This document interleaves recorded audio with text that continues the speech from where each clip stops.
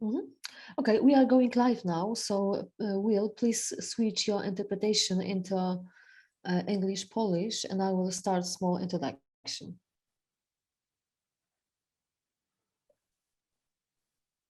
Okay, I'm on, I think. Let's see. Right. Can you hear me? Can you hear me? Right. Yes, I can hear you. Okay, that's perfect. Dobry wieczór, nazywam się Lena Good Bielska. evening to all of you. I'm Lena Bielska, Jestem prezeską Fundacji Her Story, president of Her Story Foundation, która w tym momencie realizuje projekt Sztama w edukacji na rzecz zmiany. Sztama edukacji na rzecz zmiany. Projekt realizujemy dzięki dotacji w programie Aktywni Obywatele, Fundusz Krajowy, który jest finansowany z funduszy PL-ENG. Okej. Dobrze, czego jeszcze nie powiedziałam? To przede wszystkim jest to, że webinar jest już trzecim webinarem, który organizujemy w ramach tego projektu i organizujemy go we współpracy z Fundacją Ashoka. Jest z nami dzisiaj Will, który jest naszym gościem, będzie dzielił się dobrymi praktykami w zakresie pracy z chłopcami i z mężczyznami, a rozmowę poprowadzi Agata Stafiej-Bartosik, która jest dyrektorką Ashoka Polska. I cały webinar będzie tłumaczony na polski język migowy, natomiast nagrana całość i zmontowana będzie dla Państwa dostępna również w wersji do odtworzenia za kilka tygodni. Ja już oddaję głos Agacie. Dziękuję za uwagę i życzę dobrej rozmowy, dobrego słuchania. Do usłyszenia, do zobaczenia jeszcze na krótkim pożegnaniu po webinarze. Oglądających i słuchających bardzo serdecznie i przechodzę na to everybody who's watching. I will be speaking English so that we can communicate with Will, but luckily we have all the translations. Will, can you hear me? Yes, I can hear you perfectly. Lovely. It's actually very funny that after 2 years of living and working on Zoom, we still have to learn new things. But I think it's because Zoom develops and so do we. So we learn all the time. Anyway, I'm really happy to have you here with us today, Will. And I'm very much excited to hear about your work. Thank you very much for inviting me. Yeah, it's wonderful to have you. So my name is Agata. I co-direct, so I co-manage the Polish Ashoka chapter. And we are very proud to to think of ourselves as an incubator of several wonderful initiatives on the Polish, in the Polish sphere of redefining gender roles and redefining masculinity. So this series of webinars we organize with wonderful partners who actually have this brilliant initiative of working with boys to help them be full, happy persons. And I think that's in brief why we wanted to actually benefit from your experience, to see your work. And I was thinking that maybe we could begin with less, let's say, less implementation focused subject, which I think is crucial. And that would be, how come you do what you do? Like, how did you arrive to do the work that you do?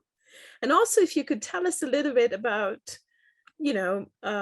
maybe not an elevator pitch, but how, what is it that you do?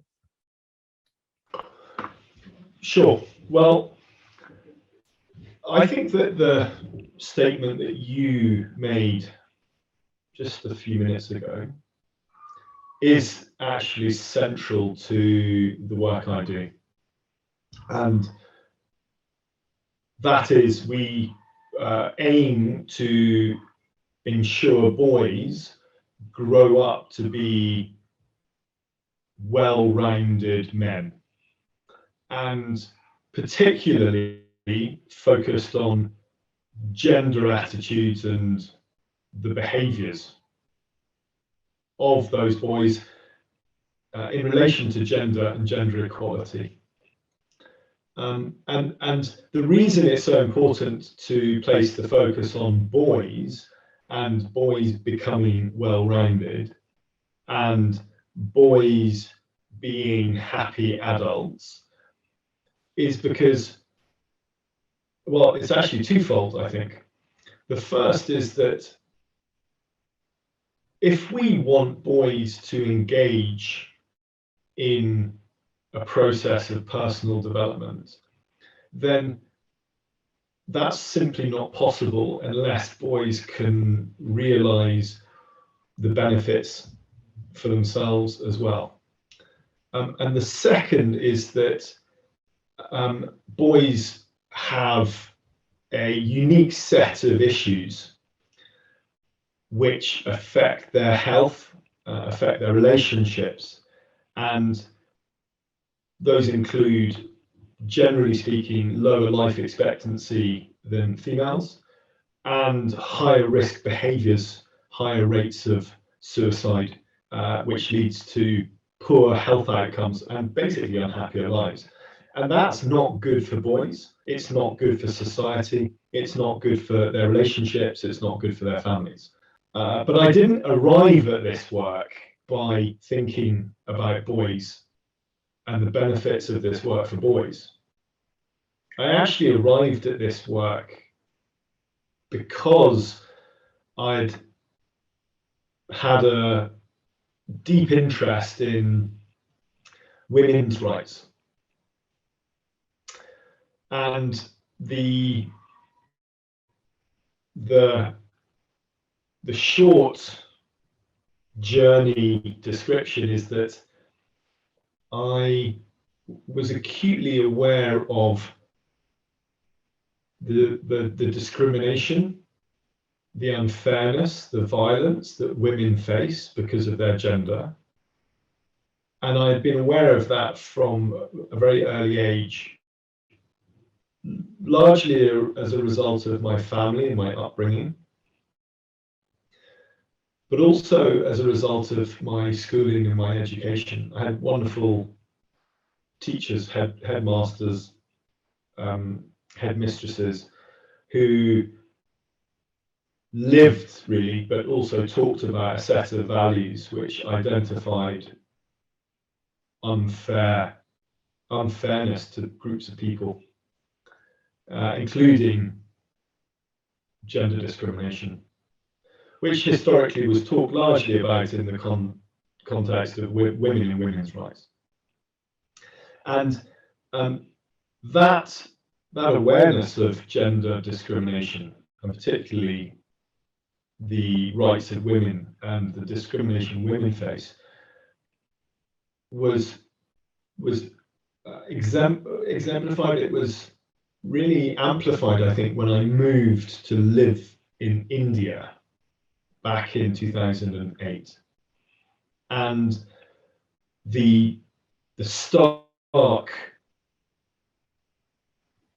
fact of daily life where women face discrimination and violence at rates which I was shocked by, really, in comparison to what was a comfortable, safe, privileged upbringing in the UK. That really brought it home to me. And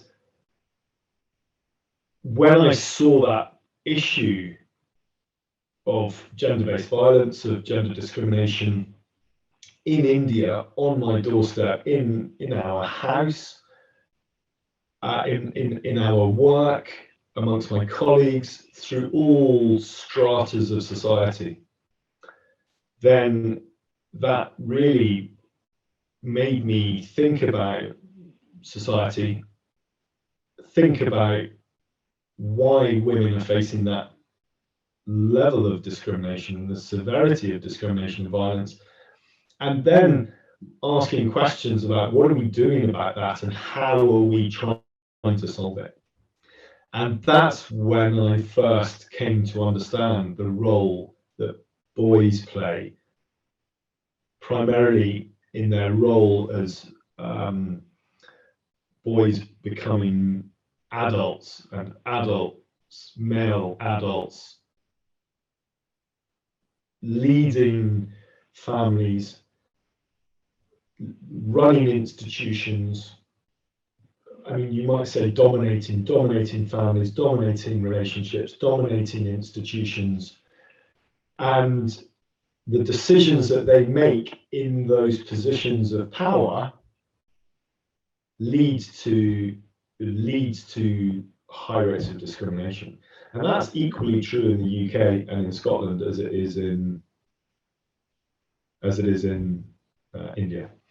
And that's when I came to realize that actually there was a whole field of work which was really just emerging when I was working in India in 2009.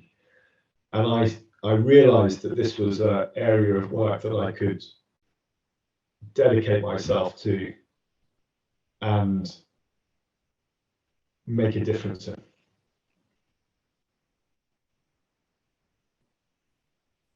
So, yeah, I think there is one thing that to me still is not that clear.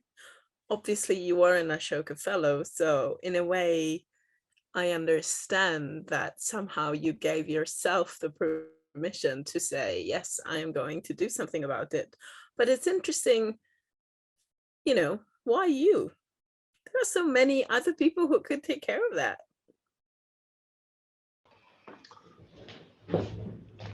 There are, and there still are.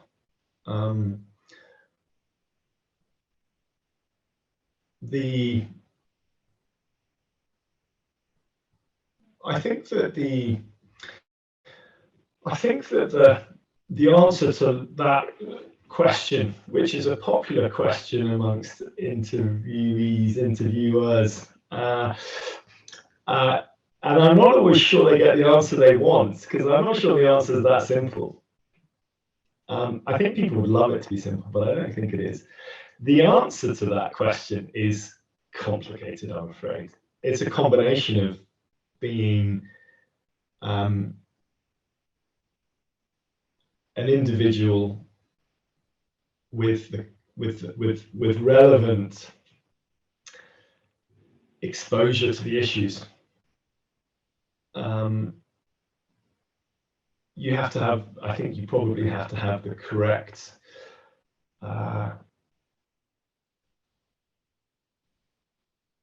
experience and ability to maybe empathize and, you know, really care, I suppose, about that issue.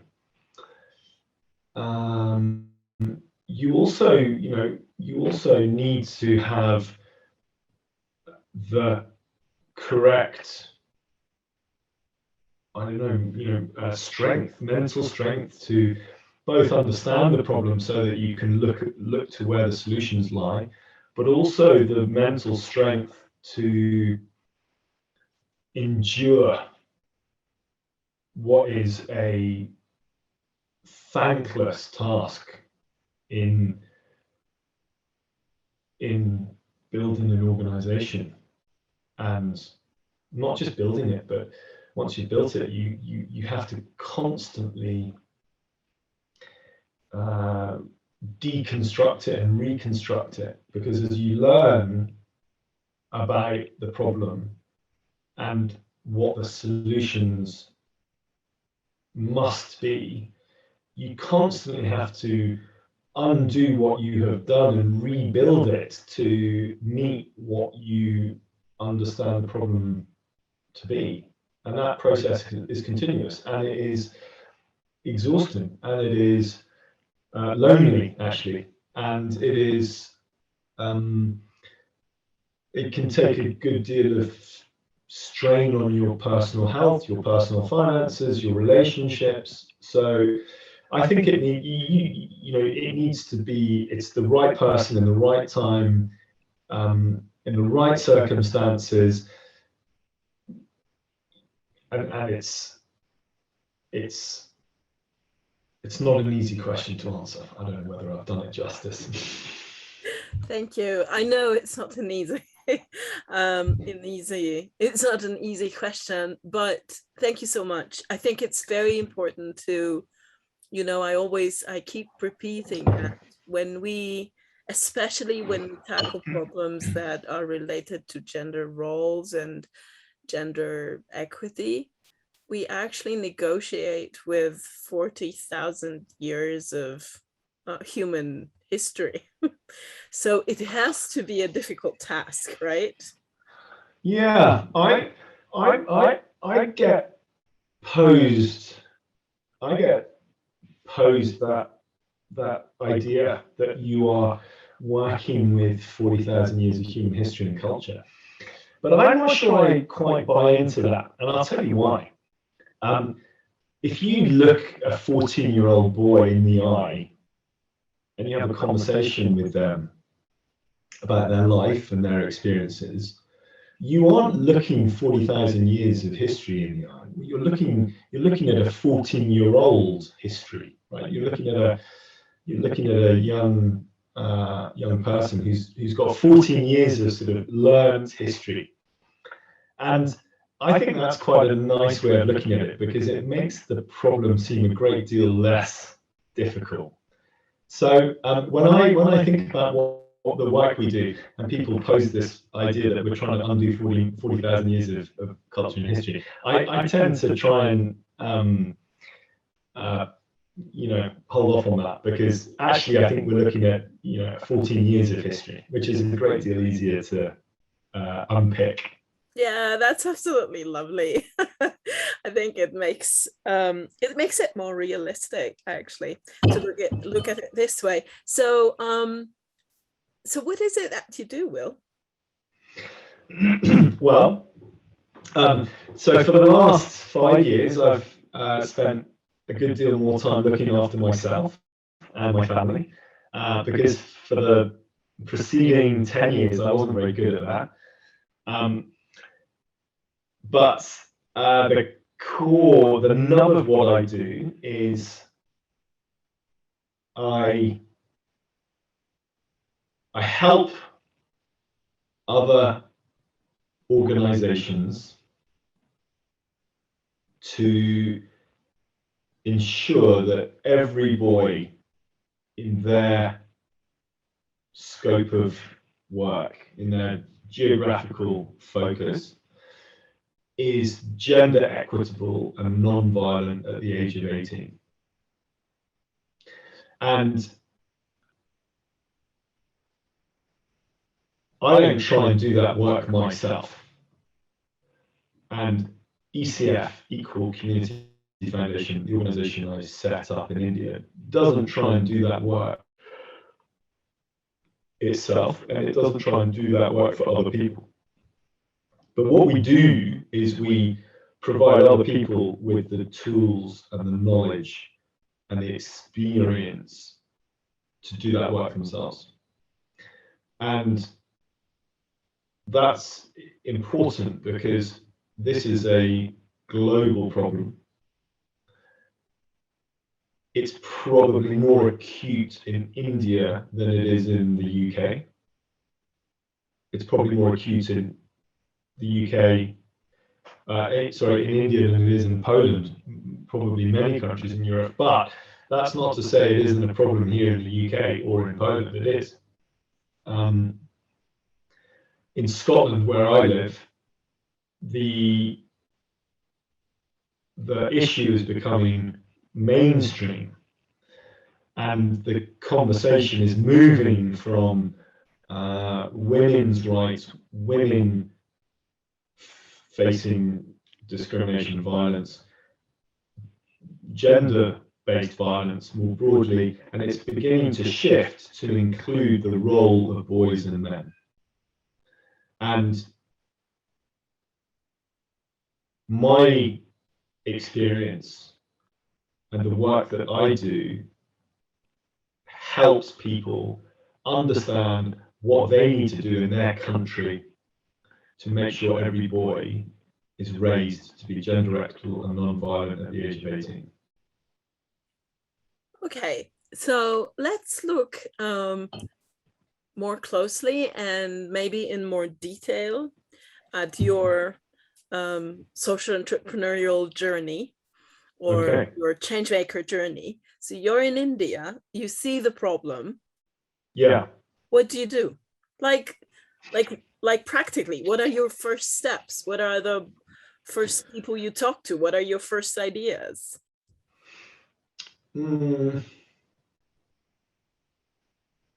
Well, the first thing that I did was I went to speak to the experts. I went to speak to people who are working with women, working to prevent gender-based violence against women, who are working on practical solutions on the ground, policy, and who are funding it. And what I also did, the second thing I did, having spoken to people, whilst I was speaking to people, I applied what I had learned in my corporate career, which was in management consulting. I applied a tool which we call root cause analysis, which is a key part of the Ashoka philosophy. And what I came to realize was that the solutions that the experts were delivering and that people were funding were incomplete. And the narrative, I suppose, goes something like this. Women face unduly high rates of violence. Women, and this is in the context of India, women are unduly not enrolled in school. Women have inequitable access to healthcare. Women earn less, women's jobs are less secure, less formal, less organized, and they earn less. And the natural response then to those statements are to help women get into school, help girls get into school, stay in school, learn better, improve access to healthcare, vocational training, organized labor, better jobs, more secure jobs, earning more. And policies to support that, and where women face violence, support to provide them with refuge, and then support to treat any health issues, mental health issues, and eventually get them back on their feet, back into work. But those are really first level responses to first level problems or causes. And actually, if you ask, well, who is stopping women going to work, or who is preventing women accessing healthcare, or who is the perpetrator, not exclusively but predominantly, of gender-based violence, on the one hand, you would answer that the institutions the education institutions, the healthcare institutions, or you would answer men in the case of perpetration of intimate partner violence particularly.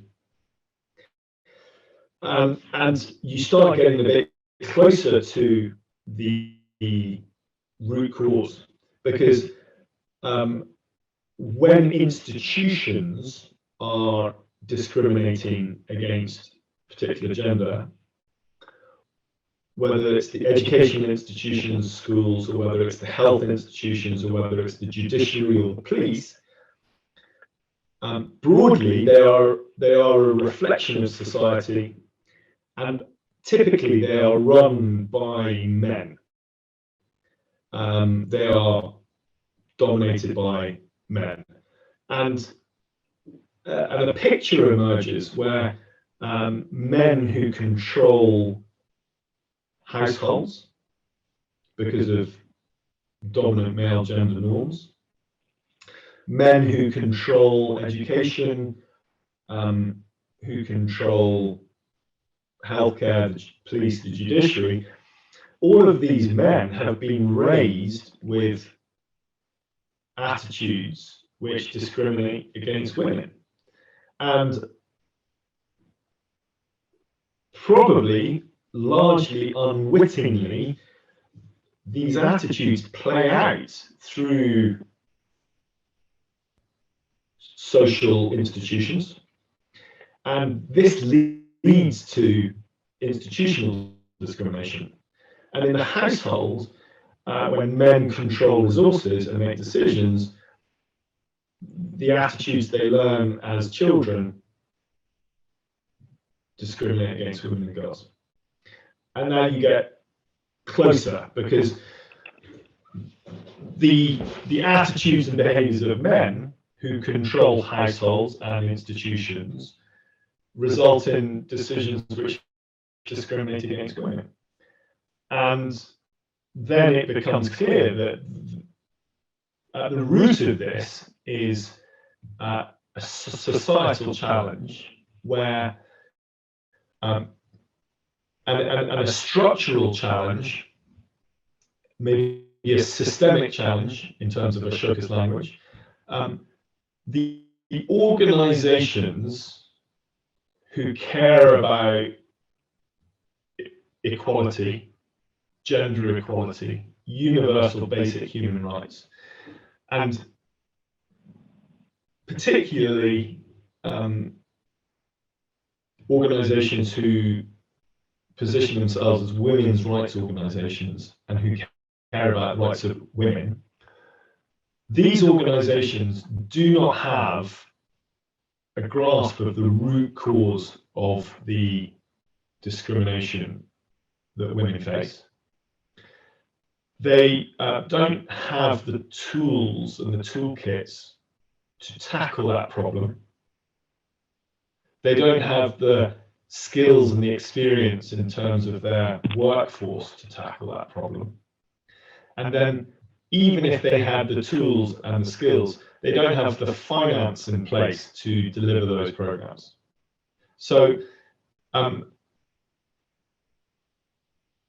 another way of putting that is that civil society doesn't have the capacity to raise voice to be gender equitable and non-violent. And so this it's not helpful to point the finger at boys and men and go, hey, you're not being gender equitable, and why didn't you learn to be gender equitable?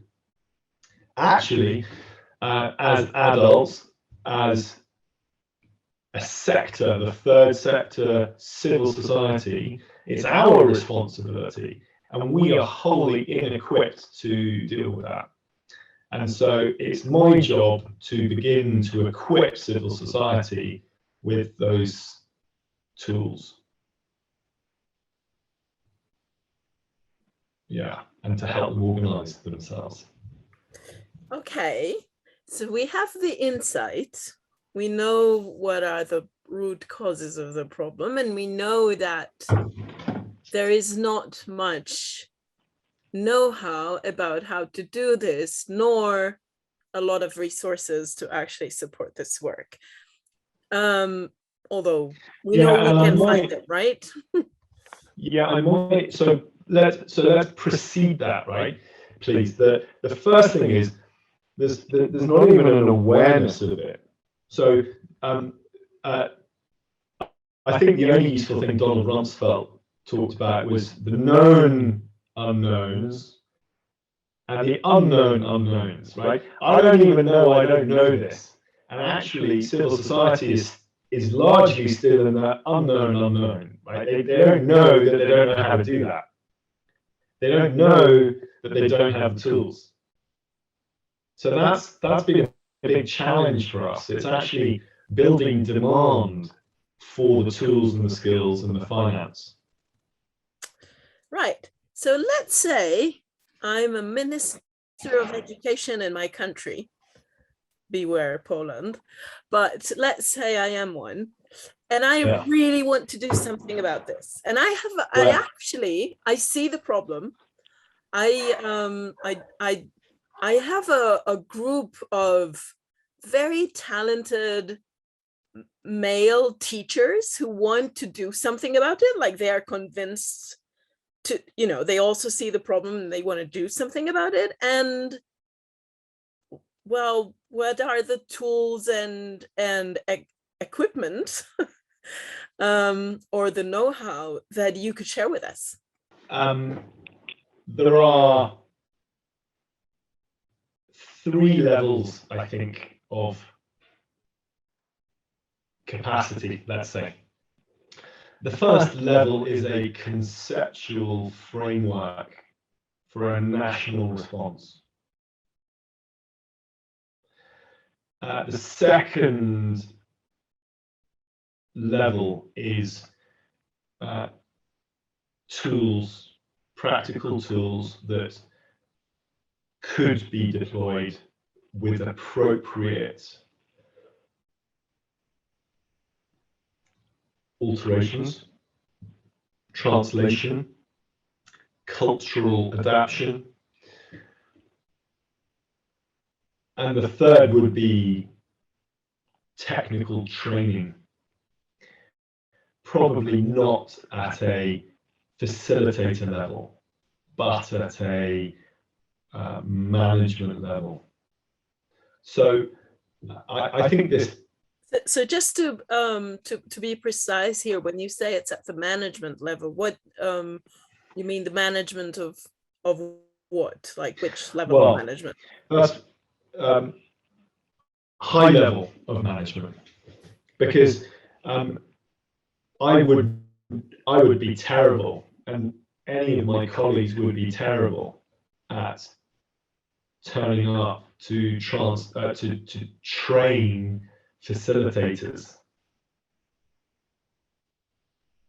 We wouldn't be much value, unfortunately.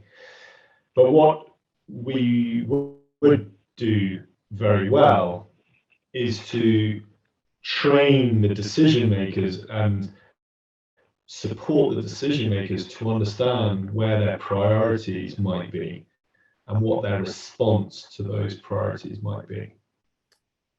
Does that make sense? Yeah, it does, absolutely. But let's say, let's maybe look a little bit closer at the work that you did in India, because I would understand that a lot of, like a part of your expertise comes from that experience. Yes, definitely. Yeah, and I would, so the Equal Community Foundation basically does run kinds of workshops, right? So what's the so what happens there? Like, what's the method? Well, so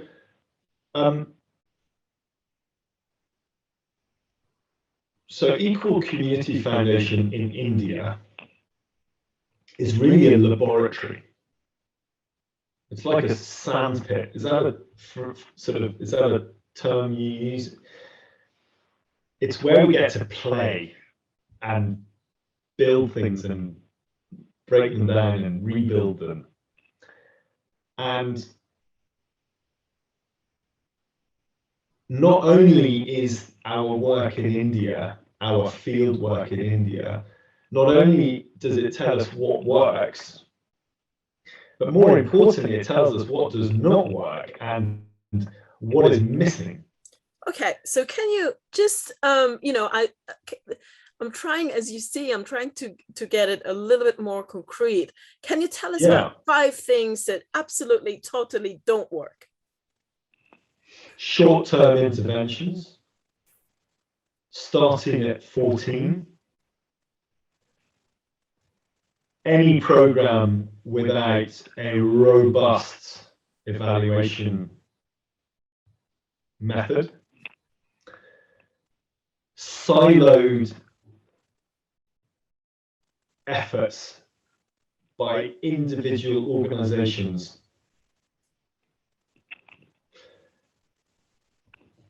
Is that 4? That was 4. That's 4.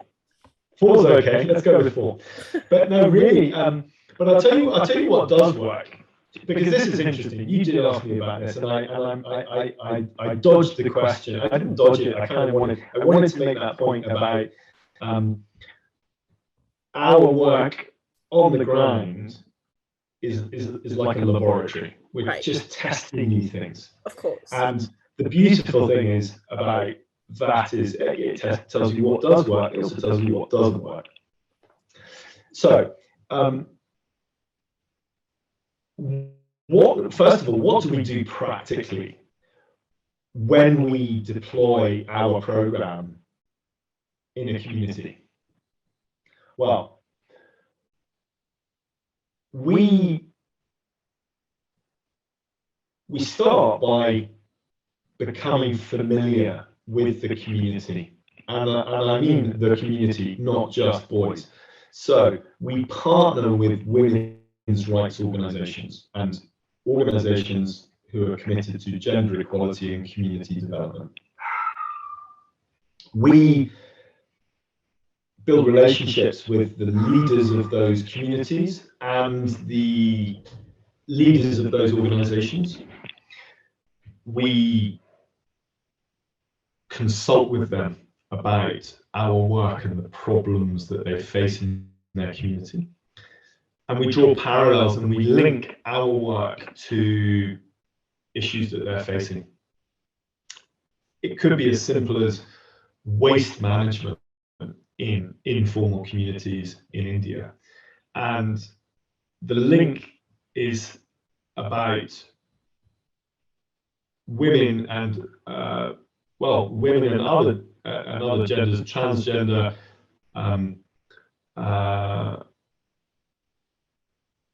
individuals who don't have safe spaces, particularly if corners, if streets are full of rubbish, they are disproportionately affected from a hygiene perspective.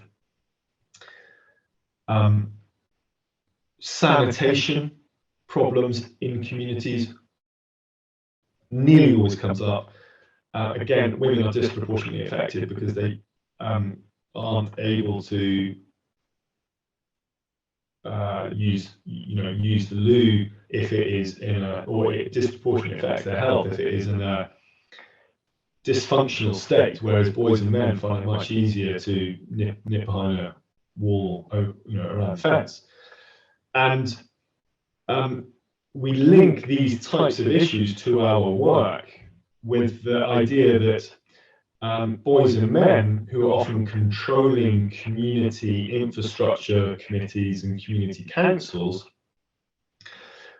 will be more inclined to understand these problems from a woman's perspective if they have been trained and are aware of these issues and are able to discuss them.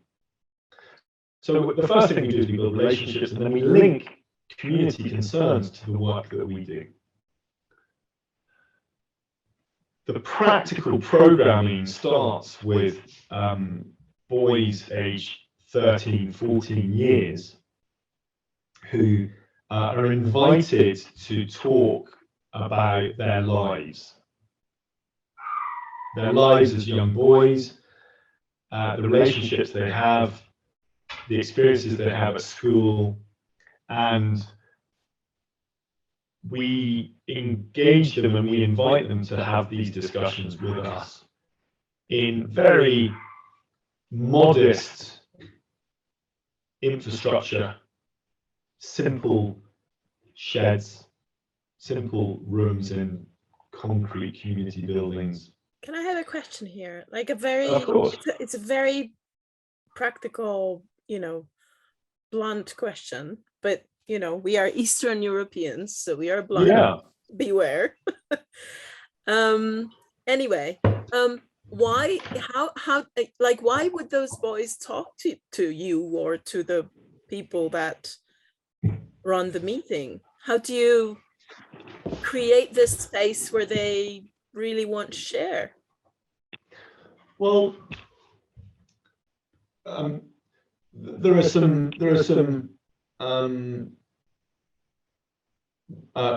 blunt answers and there are some nuanced answers. The blunt answers are they don't have a lot going on in their lives, right? There is not an awful lot for these children to do other than kick around the streets and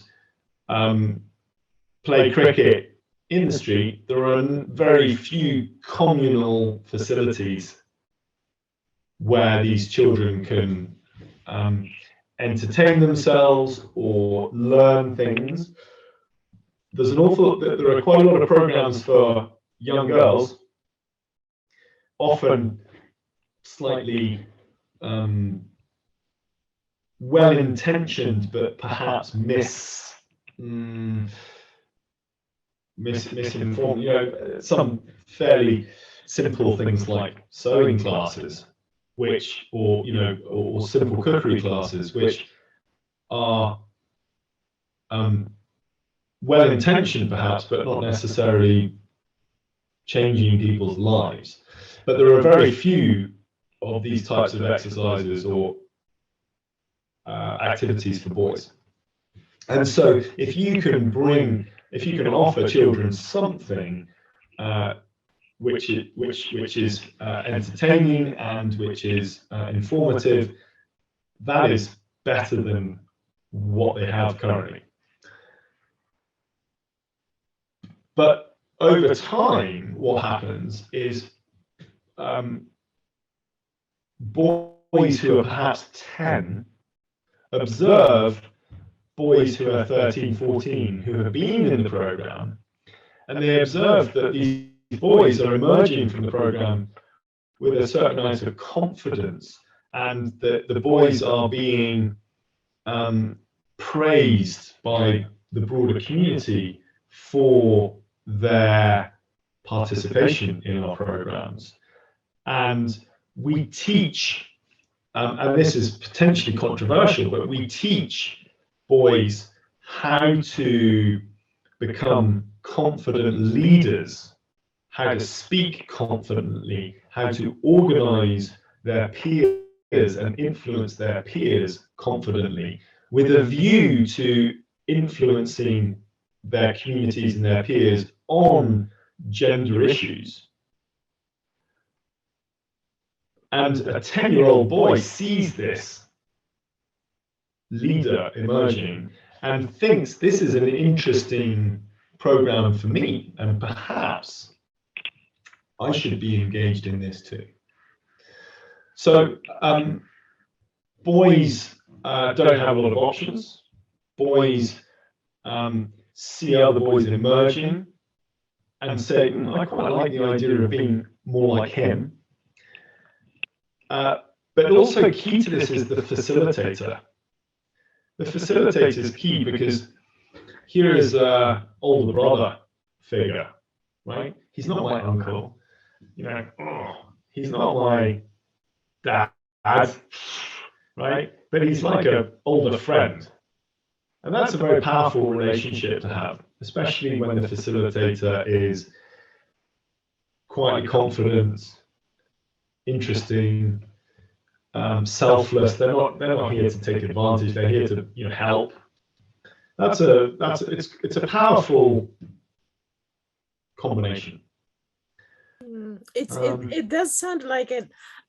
Thank you. But before we go to the next stage, I have a question from someone in the chat, and it actually refers to the previous stage, which is the building the relationship with the community. And the question is, from your experience, how long does it take to build this relationship with the community, you know, including working first on infrastructure, until the moment you actually work on the mindset shift changes? So from the moment you come to the community to the moment you sit down with the first group of boys, or? So it really depends on the relationship you have with organizations who are already there. And that's key, because if you walk into a community, particularly in India, you're treated with a great deal of suspicion. And whereas if you walk in with a partner who's already in the community, then the trust is built a lot faster. I would say that 3 weeks, 2 to 3 weeks would be as quick as we would ever be able to launch a program in a new community. But that time frame is only possible if you have a partner who's already in the community. The first time you work with a partner in the community, I think we might take 6 to 8 weeks before we would be able to launch a program. Right, thank you. So you sit down and you talk with boys about their lives. That's it. So the key here is to draw parallels between boys' own lived experience and the lived experience of other genders and women in particular. And that was a really powerful lesson for us. And it goes right to the heart of this idea that this is about boys and their experiences and their development and their health and their well-being. And a conversation might go like this. And this is a classic narrative from our program. We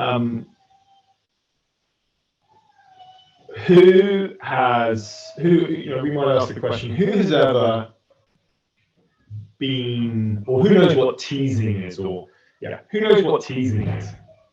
Who knows what bullying is? And lots of people stick their hand up. And some of them have good answers, some of them have not such good answers, and some of them really understand it quite nicely. And so we discussed the definition of bullying, and then what we do is we start asking for some examples. Has anybody seen that happening? Can anybody tell me, has anyone seen that happening at school? Has anyone seen that pattern of behavior in other people in their community? Like, it's full of examples. And as people start talking about this, they start feeling a little more comfortable with the subject. So people start becoming a bit more comfortable with the discussion, and as people start sharing examples, it becomes clear that this is nothing to be embarrassed about. This is something that happens, and there's nothing to be ashamed about if you've seen it happening or if it's happened close to you or one of your friends. And it's then possible to ask the question, who amongst you has ever faced bullying? Who amongst you has ever been bullied? And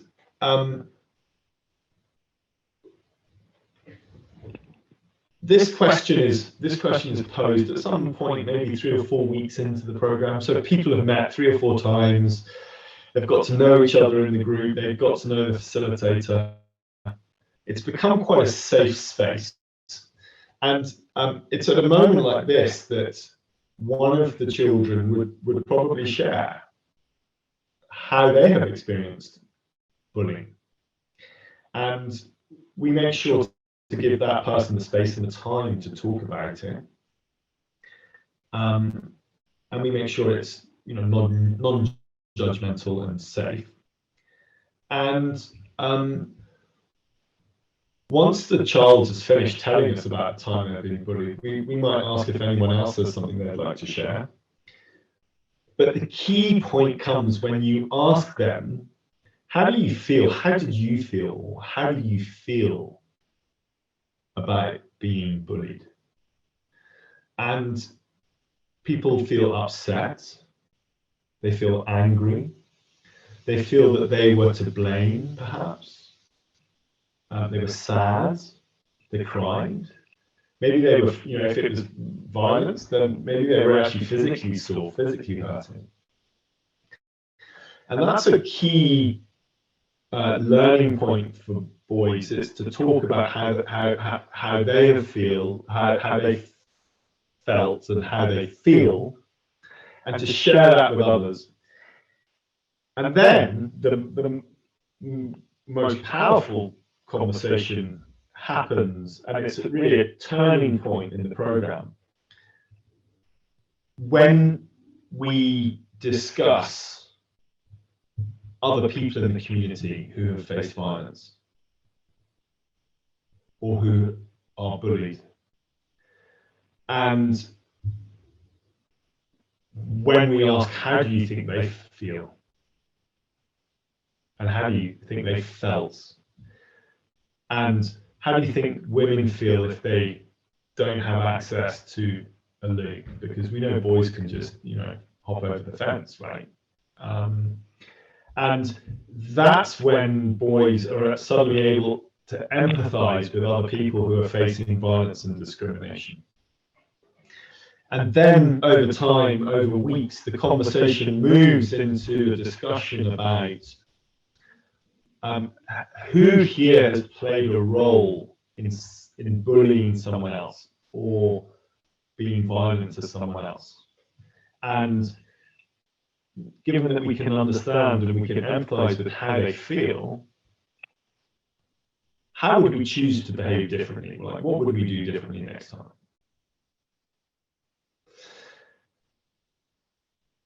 And that's a key set of lessons and discussions that we have, which builds trust. It helps define bullying, helps define violence, it helps define discrimination. It provides examples, real life examples from people's lives and community. And then it talks about people's own experience of violence and how they felt. And then it projects that onto other people who they know face violence and how they would feel. And it concludes with this idea, well, how would you change your behavior next time? And that's the end of phase 1 of the program. Phase 2 begins to mobilize boys to engage with their peers and their families, to have start having these discussions with their families and with their friends. And then stage 3 mobilizes boys to hold these types of discussions with the broader community.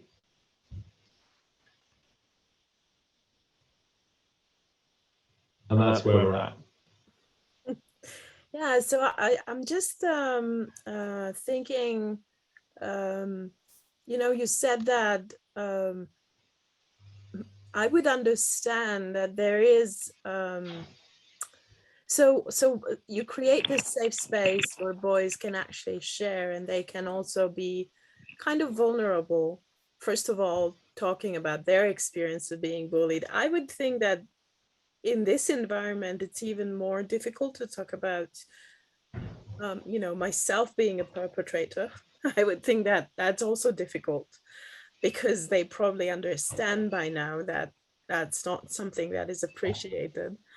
But I'm just thinking, how do you deal with the outside influence? I mean, you know, like They go out from the workshop and then they see that their sister has, you know, a different life they do, or they see that their father doesn't treat their mother the right way. So are they somehow equipped to deal with it through the workshops or through the discussion? So they're coached through that process. They are trained to understand risks. They're trained, we discuss scenarios where some fairly extreme scenarios where a father might come home and might be drunk, and to understand that that's not the time to, you know, tackle these issues, and that people's physical safety are of paramount importance. And we discuss scenarios and role play. How might you tackle that issue? And we've had some pretty remarkable results out of that, where boys have negotiated, for example, with their parents to delay marriage of their sister, who might be 13 or 14, right? Through you know, coaching and through community leadership and discussions, we've seen individuals changing the course of people's lives because of sensitive and thoughtful interventions. That's pretty cool, right? That's quite remarkable stuff. And then these discussions are used, these examples are used, they're sort of recycled back into the program to demonstrate the value to the community partnerships, and also to illustrate to other parents that you know, these types of changes to the way we do things, the way we run communities, the way we make decisions, doesn't need to be full of shame, or it doesn't need to undermine social values or family values. It's just a change. Yeah, well, that's one of the questions I wanted to ask. I mean, every change restructures the power structure, right? So somebody is less powerful and then somebody else is more powerful, right? Every change could be perceived as dangerous. So I wonder how the wider community or even the parents, how do they react to that? And how do you know, I could imagine that a situation where a parent is okay with a kid going to this program, and then suddenly they see that this kid comes back with all those strange ideas that they don't approve of.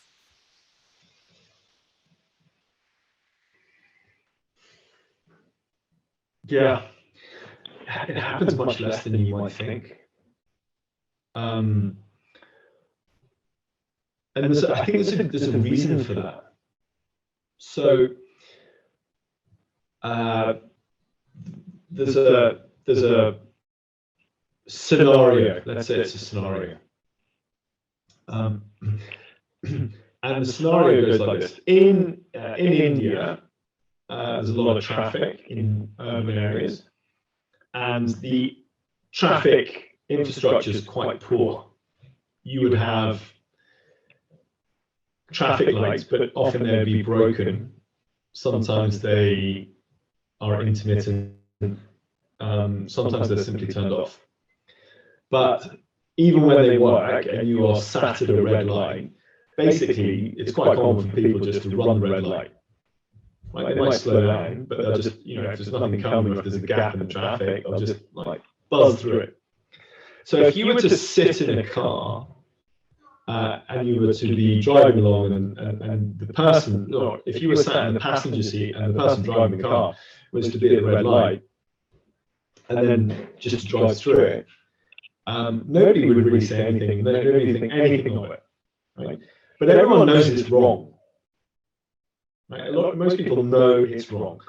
But if you sat in the passenger seat, and if you said, hey, hold on a second, that red light, let's just wait, right? Or don't run the red light, it's wrong. Which is basically what's called bystander intervention. The person who would run the red light will probably stop because they know they're wrong and they've been called out on it being wrong. And actually, they probably don't want to get in a fight about whether it's right or wrong because they know it's wrong. So actually, the power comes from bystander intervention, and people know that much of their behaviour in relation to gender discrimination, gender violence is wrong, but nobody calls them out on it. So what we're doing is we're beginning to change the attitudes, that we're changing the knowledge of boys around gender. We're changing their attitudes to it. We're encouraging them to take actions on it. And we're beginning to build like a community infrastructure which is beginning to hold people to account. It's making statements that is wrong and this is wrong. And then applying those statements to individual issues, examples in the community. And when you build that network of people who are saying, yeah, this isn't wrong, and who are beginning to talk about it, it creates a powerful social policing fabric, which people don't necessarily want to challenge because they know it's wrong. And then, of course, you get the mums who, we've had some really brilliant examples where one of the community leaders, a corporator, it's an official government position, they're in charge of the community and they make decisions and they have the keys to the community centre. And he heard about what we were doing and he said, not on my watch. And he went and he locked the door and he didn't let us use the community space. About 20 mums all got together, they went and knocked on his door and they demanded the keys to the room so they could unlock the door and get the programme back open. So we get quite a lot of support like that too. Yeah, I was just thinking that this idea of a peer group that actually, so you have the boy is not alone in this journey, right? So he has the support of the elder brother, the facilitator, but also there are other 10 or 15 boys who are in the same experience, right? I think that's super important. Yeah. Well, yes, and if we have been delivering this program in a community, in the same community, I think for not 8 or 9 years now. So you could imagine there are boys who are 22, 23 who have been through our program when they were 11, 12, 13, and you have these waves of graduates from our program who are beginning to live in every street of the community and who have understood this. And my goodness, they're not perfect, none of us are, but you do begin to change the fabric of that community. So I guess that leads to my next question, which is around, it's a boring one. I mean, it's not boring, but it's almost like when you hear those stories, you don't want to ask this question, but I think it's pretty important. So how do you measure the impact? Because obviously you can measure it. You can measure it by the number of mums who stand up for you, but I would think that having the 10 years of experience, you can actually measure it, right? Because quite often we can say, oh, it's a long-term thing. You can't have the impact after 1 edition, 2 editions, or 3. But now that you have, I think that the lab that you've created actually allows you somehow to capture the impact. Yeah. So we have a very structured evaluation toolkit. We are measuring the knowledge of boys around gender, the skills that boys have in terms of identifying unhealthy social norms, discriminatory behavior, violent behavior, mobilizing communities, speaking to their peers, and we measure boys' attitudes. So what do they think about children, girls who are not in school when they should be in school? What do we think about boys or fathers who don't help with domestic chores? What do we think about men who are violent even when they've been provoked? What do we think about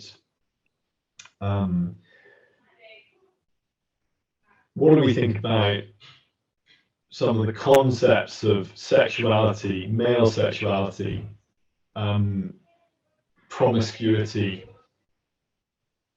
These are all attitudes which we track.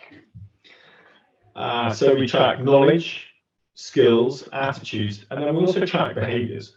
What are the things that boys are doing now which are aligned with the concepts of gender equality, non-violence? Are they intervening in violence, in bullying? Are they helping with domestic chores, which in society would otherwise be considered a woman's role? So we're actually measuring actions too: knowledge, skills, attitudes, and behavior. And some of these things we track by asking boys, but we also triangulate it. So we go and speak to the parents and we say, what are the actions your son is taking which are different, which are new, which are unusual? So we don't just rely on boys telling us what they think we want to hear, because that would be a mistake. We actually triangulate it and provide some sort of level of reassurance that it is actually happening. And we do that by speaking to the families and the communities. We've actually built a very cool toolkit which takes 10 questions on 3 themes. So gender norms, gender violence, and masculinity. And we have scenarios, and we ask boys to actually write short essay answers to discuss these scenarios. And it's much more valuable than just asking yes or no. Is this okay? Yes or no? Or was the father correct to do that? Yes or no? What we ask is, was the father correct? Why? And the why exposes the level of understanding. So we've been tracking those those essay questions, and we've created a massive database. And then we have trained facilitators, trained researchers who read them and score them. That's a 10, that's a 2. And what we've also done now is we've used technology. So we've now used a computer program which reads all of those questions. It looks at the researcher's answer, and you can basically type in a new one, and the computer tells you what the answer is. And it's like a 90% accuracy rating that we get. And what's cool about that, and this is really cool, what's cool about that is that you could get a whole classroom of students answering this set of questions. A computer would give you a baseline response. You can put them through the program, and you can see how the responses and attitudes change based on the level of detail they've provided in their response. And that also gives you the possibility of establishing a baseline for a country, right? You know, every child has to complete a survey along these lines, and doing it for 10,000, 20,000, 40,000, 100, maybe maybe a couple of €100,000. But such a spectrum of such a breadth of evaluation for such a sort of small amount of money is unparalleled, or unheard of, and that's part of our work today. It's about how do you democratize access to this kind of evaluation toolkit, because most schools, most communities cannot afford, most organizations cannot afford the expertise to complete this type of evaluation on an ongoing basis. So we have to make it accessible and affordable. This is brilliant. This is almost like, I remember, I think a couple of years ago, I took part in an Oxford debate around in the world of machines, is the world going to be better? And I was assigned to the side that would say no, because the machines would be actually designed by the same people. So they would repeat people's, mistakes and vices, and actually using AI to evaluate your program is actually a wonderful argument that yes, actually machines can make the world better. Yeah, they really can. Well, I mean, definitely they democratize access to processes which would otherwise be unaffordable. And as you point out, the key is to ensure that the analysis is not biased.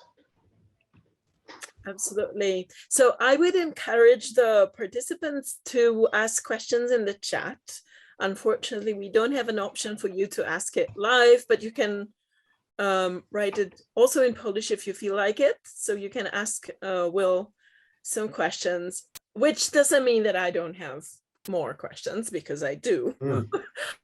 But unless you want to use this opportunity, then please write your question in the chat, and we will read it and we will answer it. And I wanted to ask you about the methods that you use when you work with the boys. So you actually mentioned role playing, you mentioned discussion, you mentioned scenarios, so working on certain scenarios. Are there any other methods that you've noticed that they work well?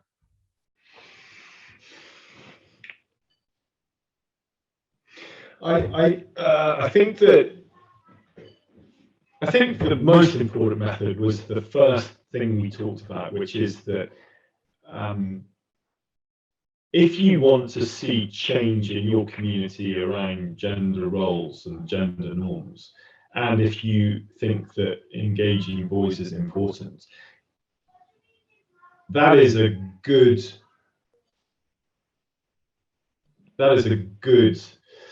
motivation. But the single most important method is to look at every boy as an ally and as a positive force for good, and to treat them like that, to design the program like that, to make the program valuable for them. And there is a certain irony in that, isn't there? Of course, you know, what are we doing here? What are we, why are we making boys more confident and teaching them skills about self-confidence and leadership and facilitation? Because we're just we're exacerbating the imbalance. But ultimately, if you trust boys and if you support boys, then they become hugely powerful, influential allies. And this process shouldn't happen in isolation. It should only happen in communities where women are being supported, women are being given leadership opportunities, women are being given access to health and education too. And I think this idea that the toolkit, the strategy that civil society uses to tackle gender discrimination, gender violence, those strategies are incomplete without programs that engage boys. And so we have to remember that engaging boys and men to be gender active and non-violent is one strategy in a toolkit. Right. So I actually have a question that kind of builds on what you just said. So the Her Story Foundation, which actually invited Ashoka to organize those webinars, they have this, they have a program which I have no idea how to translate the name of. But basically it's a program, the word is a word for like doing something together, it's actually a very specific word, but basically the concept is that the idea behind the program was that it would be wonderful to have, I think it kind of mirrors your insight that there are programs for girls and at the same time there's not much for boys, so it would be wonderful to have something for boys so that the picture is complete and that the work is actually, so it started with programs for girls, but the persons delivering those programs actually noticed that this is only one side of the story. But quite often the parents or the teachers actually say, well, why do you divide them into those gender groups? So why do you work separately with boys and separately with girls? Isn't it, doesn't it just make it even more visible that they are not together and that they are different and they have different, needs and maybe rights? So what's how would you answer this kind of, I don't know, a fear or question? Do you see, what are the chances and the opportunities and the dangers that you see when someone provides separate, journeys for girls and for boys? So it's a very real and very valid concern. And in an ideal world, you would not have separate programs. But we are not living in an ideal world. If we were, we wouldn't be talking about this because we wouldn't have these problems.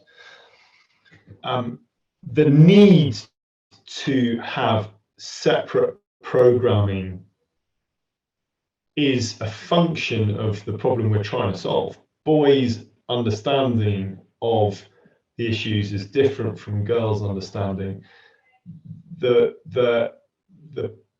principle of talking about these things in front of adults is, in front of your parents, it's unimaginable because of the social stigmas and social norms around talking about these things. the idea that boys would talk comfortably about these issues in front of girls is unimaginable, at least to start with, right? At least to start with. But these programs shouldn't be isolated between boys and girls forever at all. Over the course of months, probably months, it should be entirely possible to integrate programs so that the programs are happening with girls as well. If you were to consider 14-year-old boys and 14-year-old girls, there's an awful lot of difference between them physically, and the societal pressures are very different, and the issues they face, the way they see the world is very different. So there is very good reasons to have separate programming, but it shouldn't continue to be separate. It should be brought together so that the issues have become shared issues, and the concerns are shared, and the awareness from one side to the other and the empathy is strengthened. In an ideal world, we would not be starting programming with 13 or 14-year-old boys. We would be starting programming with 3-year-old kids, and therefore by the time they're 7, talking about these issues would be completely normal, and therefore having integrated programs for 14-year-olds would be easy. So I suppose in summary, it is not ideal, but I think it is necessary for a period of months whilst confidence and trust is built, and then slowly integrating programming with boys and girls together would be the best solution. Right. And I have another question. I think it goes a little bit with the same logic. So the question is, are the facilitators only men? And what is your opinion when it comes to the gender of the facilitators? Very similar answer. We have found that working with male facilitators accelerates the process of building trust, and increases the participation, it increases the number of people participating. However, we have also found that bringing in female facilitators and ensuring that leadership has representation of women too is beneficial. So in your program, is it like you begin with male facilitators and then you bring female facilitators on board, or it's? Well, we have tested the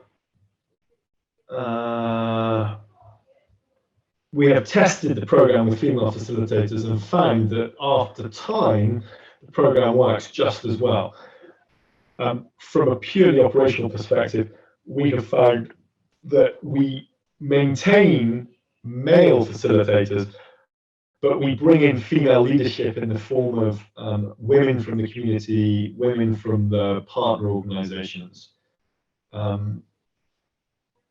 So we have not, there are lots of things we have not done, which we might have done, but we have not done to reduce the complexity of our work, and because there have been other things we have prioritized. Right. But in short, I would encourage female facilitation and female leadership. Right. So another question is about religious leaders. Do you work with them, and do you consider them as allies in the system change that we would like, probably all of us would like to see?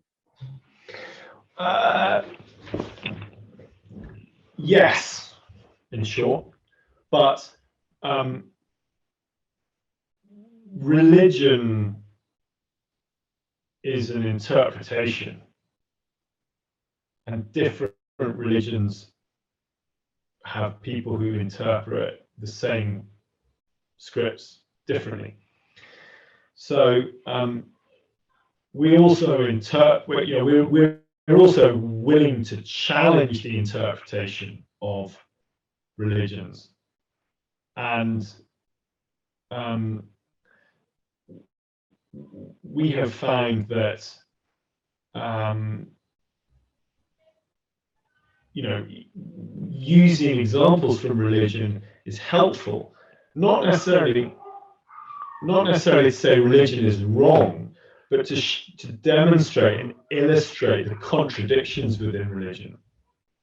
And actually, that's a really nice get out, because what you can do is you can say, hey, I'm not going to say religion's wrong. What I'm going to say is that here's two pieces of text from the same religion that contradict each other, right? So kind of religion says religion's wrong, and therefore you're free to make your own mind up. And if it doesn't agree with religion, it's okay, because religion doesn't agree with itself. So we don't pick fights with religion. Right. But it's not too difficult to demonstrate how, you know, just because religion says one thing doesn't mean it's true. Yeah, but do you have any experience of working, like, you know, of religion leaders saying, yes, this is something that we support and that we would like to see in our community? No,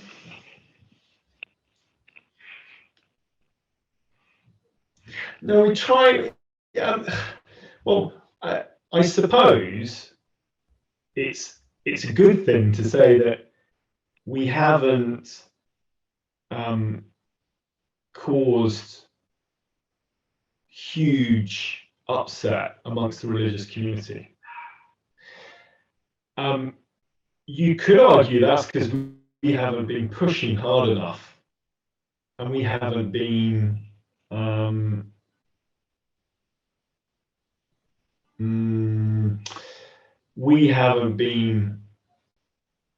forthright enough challenging some of these issues. You could argue that. You could also argue that religious leaders, they're not so involved in communities, but to the extent they are involved in communities, they aren't going to challenge us because we don't pose that much of a threat to them. And so perhaps it's a bit of both. We're not pushing hard enough, and actually they're not ready to challenge us because they don't see us as necessarily wrong or a threat. I'm not sure that was a very helpful answer. Well, I think it's a difficult question because religions are very different and they have different attitudes towards gender roles. So it would be probably, you know, when you have religious leaders who have families, they have a different role and a different overview of what's happening in the community. When you have religions where women can be priests, that's very different because obviously they would probably support your program. So this question being so general is actually difficult to answer, but I think you said you didn't cause huge you didn't cause huge concern. Controversy. Yeah, controversy. Does it mean that you have created some? Yeah, I mean, we have. But so it's all a balance, and it's all a spectrum, and different people have different concerns. One of our biggest challenges is that mothers and fathers are concerned that our program will get in the way with the boys' exams.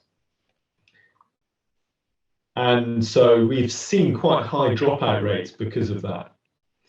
But conversely, we see that mothers particularly are astounded by the changes in their boys, the way they speak to them as mothers, the level of confidence, a lack of aggression in the way children are speaking to their parents, but also the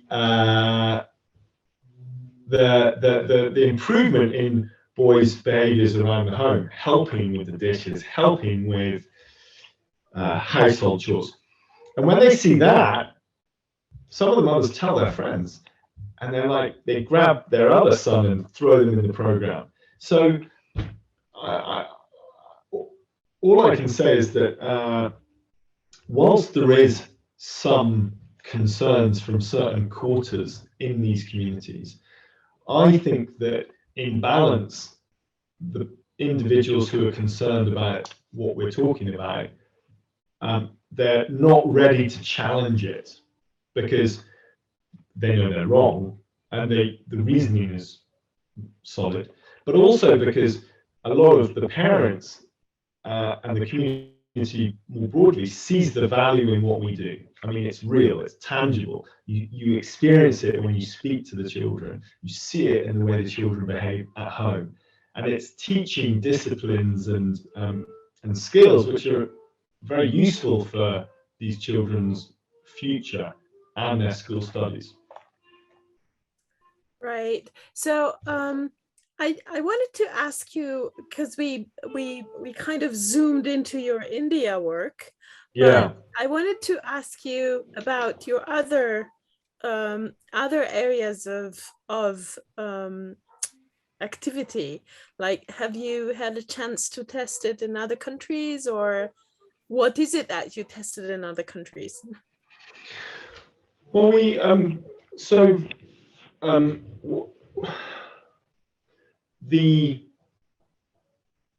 this question which we asked earlier, which was, should boys and girls be studying these lessons together?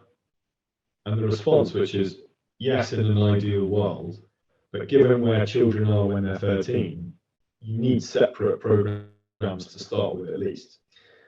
That is the crux of the problem. 13 and 14 is too late. Really, this should start with bedtime stories age 12 months. And then it should be through kindergarten, preschool, primary, all the way through secondary, and at 18, you have a finished result.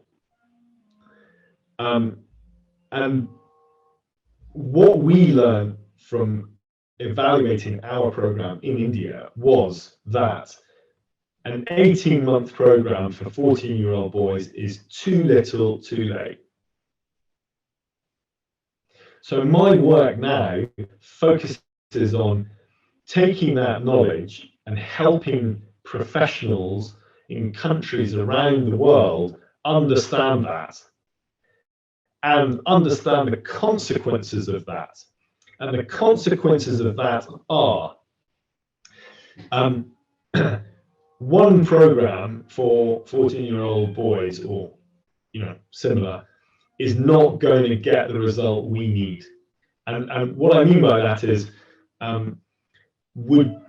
should we settle on boys who are marginally less violent and discriminatory at 18? Right? Because that's what we achieve with a program for 14-year-olds that lasts 18 months. Is that what we're going to settle for? Because if it is, that's fine, right? Go ahead, let's all build 14, programs for 14-year-olds and say, hey, we're done. But if we're not ready to settle on that, if we are ambitious enough to say, no, actually, that's not good enough, we need every boy gender equitable, non-violent at 18, then we need to take a different approach. We need people to stand back and look at a country like Poland and Scotland and say, where is the program for 2-year-olds? right? Where is that? Who's got that program, right? And then where's the one for 4-year-olds? Who's got that program, right? Who's going to build it? And then which academics in, the university sociology department is building the toolkit to make that happen, right? To measure success there. And which technology company is building the platform which is going to allow us to test every single 5-year-old and 10-year-old and 15-year-old and 18-year-old and do it for a budget of 400,000 euros a year. So someone needs to stand back and say, right, we need a program for 2-year-olds, we need another one for 5-year-olds, we need one for 9-year-olds, we need one for 12-year-olds, then I need another one for 15, and who's going to do the one at 18, right? And then you need someone who's going to finance that, and we need to make sure that we don't have 3 people building a program for 14-year-olds, which is what's happening in India. Everyone's like piling into the adolescent program. So, I don't know, there's probably 10 programs for 14-year-olds. We only need one, but somehow we've built 10, and it costs £20 million. And we've got 10. If we'd spent 2 million, we could have had one, and the other 18 million could have been spent on the one for 2-year-olds. So we need to coordinate our work at a national level, and we need academics, and we need program developers, and we need implementing partners, and we need funders, and it all needs to be coordinated. And people shouldn't be competing with each other as to who's got the best program for 14-year-olds, which is what's happening in India at the moment. Everyone's like, oh, no, my program's better. But nobody's building programs for 2-year-olds and 4-year-olds. So my work now is all about helping professionals within a country understand what's needed at a macro level, and then coordinate the finance, which is limited, let's face it, and have people build programs and then share them amongst peer groups.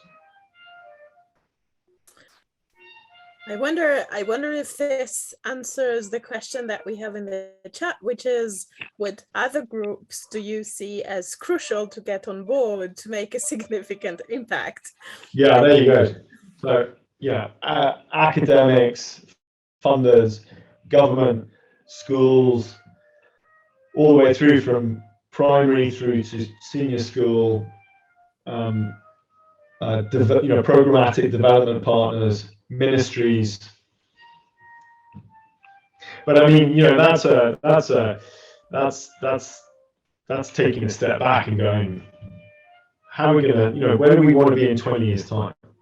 And actually, that is genuinely, like, we could really be making great progress in 20 years' time with a budget of 80 million, 100 million pounds over 20 years. It's like 4 million euros a year. You could make massive progress. And that's more money than we were raising and spending in India. But that's not huge. That's not big cheese, really, in the grand scheme of things. I mean, it's much bigger than anyone's individual budget probably on this phone call. But in terms of an ambitious project, raising 4 million euros a year probably isn't beyond the means of the right bunch of people. 4 million euros is what Poland has to pay for 8 days of not closing the Turów plant. We were sued by the Czech government, and they told us we should close it. And they are absolutely right, we should. And because the Polish government was really lousy negotiating, now we have to pay 500,000 euro per day of not closing the plant. So it's like a week, and we can fund the program. Yeah. Right. But that's what I do, and I'm not very good at it at the moment, in the sense that I'm still working out the best way to do that. But I'm getting closer to a solution and launching that at some scale. That's really wonderful. I think we'll be slowly, closing. And I was just wondering if there's anything else you would like to share around, like your final closing statement for the participants here. Yeah, well,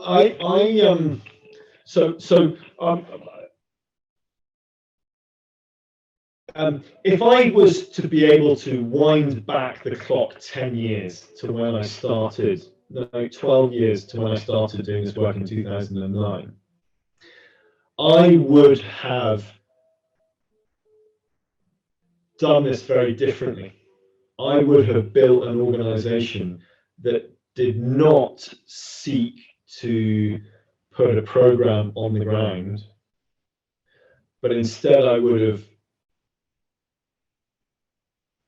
aimed to build an organization that coordinated a national response to this work. And the reason for that is because whilst it was inconceivable to build an organization that put a field program on the ground in 2009, which preceded the he for she movement. It preceded the Me Too movement. It preceded a lot of these international movements.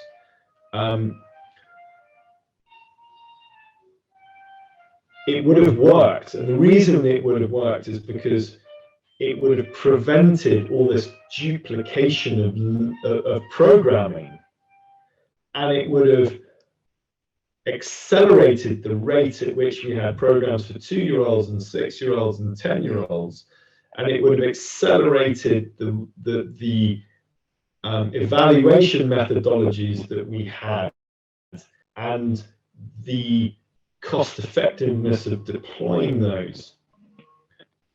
So my advice to any of you would be, we need to be thinking about a coordinated national response to this. And that is what I would call system change, systemic change. It is literally changing the system and trying to establish what does the system look like when it's working well in 15 years' time, and what are all the components that need to go into that, and how can I take a lead in ensuring those happen in my country. I remember someone saying that to make this kind of change, we need to go from ecosystem to the ecosystem. So, not creating those competing concepts, but to see the whole picture and then coordinate. It necessitates an organization whose role is to coordinate rather than to benefit from the investment, and they need to be funded to do that. So it takes a very enlightened funder who will invest on a 10-year horizon on an individual or an organization to do that coordination. Now, my belief is that if an individual has a strategic roadmap which describes what needs to happen and in what order is it going to happen, then